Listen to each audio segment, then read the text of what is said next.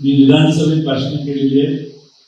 लोकांनी न मागितलेले रस्ते सरकार करण्याच्या घाईत आहे आणि लोकांच्या खऱ्या समस्या ज्या आहेत, महागाई वाढायला लागली, गॅस नाही, पेट्रोल नाही, याकडे सरकार सर्रास दुर्लक्ष करत.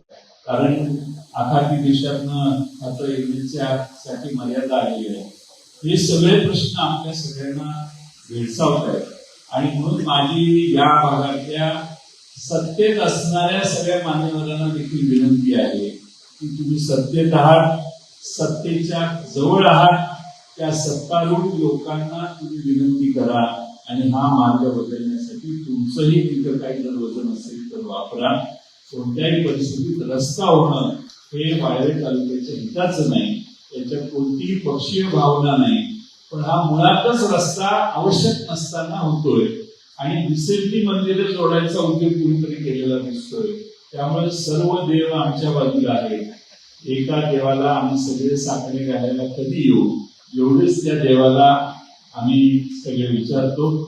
आमच्या सगळ्यांचं गारण आणि म्हणणं ऐकायला त्यांनी वेळ द्यावा आणि कोणत्याही परिस्थितीत हा रस्ता आणि अलाइनमेंट ही बदलावी किंवा बंद करावी अशी त्यांना आमची विनंती आहे.